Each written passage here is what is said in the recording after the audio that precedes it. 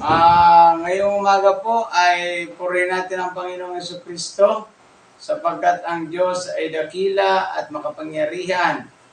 Ang ating Panginoong Jesucristo po, siya po yung ating Panginoon na tagapagligtas ng ating buhay. Siya po yung tumubos ng ating kasalanan.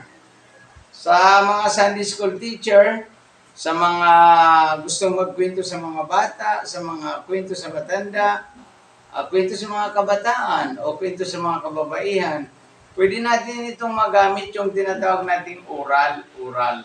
Kasi noong panahon ni Abraham at panahon ni Moises, wala pa pong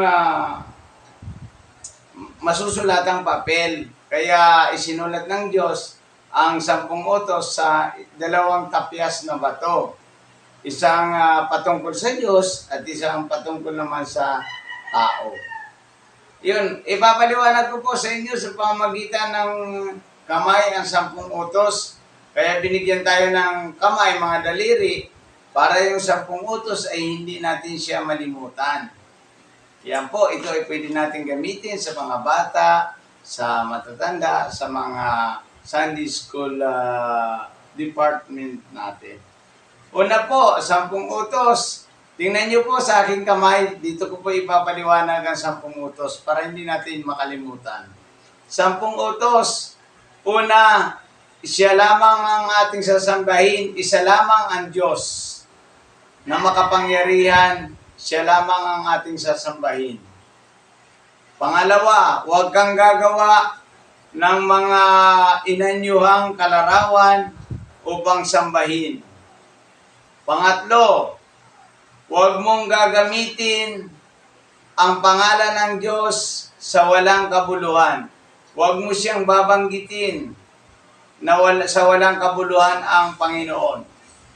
Pang-apat, ipangilin mo ang araw ng bukas. Si nanay, si tatay, si kuya, si ate, pupunta sa simbahan. Yan, ipangilin mo ang araw ng bukas.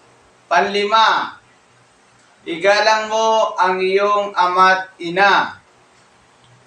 Bow, ibig sabihin, nagbabaw ka. Igalang mo ang iyong ama't ina. Pang-anim, huwag kang papatay. Pang. Huwag kang papatay. Pampito, huwag kang mangangalunya. Yung 5 ay matuwid sa harapan ng Diyos, yung 2 ay papalit-palit ng asawa. Huwag kang mangangalunya, sabi ng Biblia. Yun ay matatagpuan natin sa Exodus chapter 20. Pang-8, huwag kang magnanakaw. Kasi pag nagnakaw ka, puputulan ka ng kamay. Sabi ng Diyos, huwag kang magnanakaw. Alam nyo ba, ang pagnanakaw, ito ay masamang title sa tao.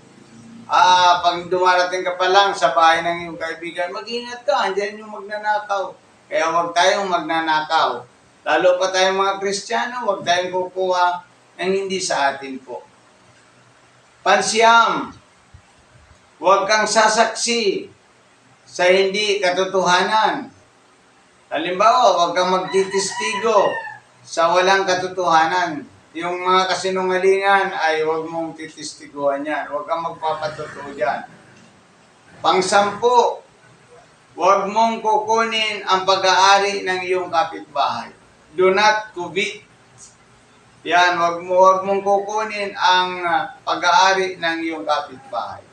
Huwag mong kukunin.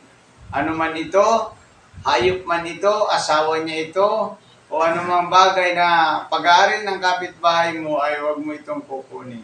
Ito po yung 10 utos na maaari nating may kwento sa mga bata o sa Sunday School natin. Ano man ang Sunday School natin ay pwede natin itong gamitin. Maraming pong salamat ang Panginoong Jesucristo, ang ating Panginoon na tagapagligtas.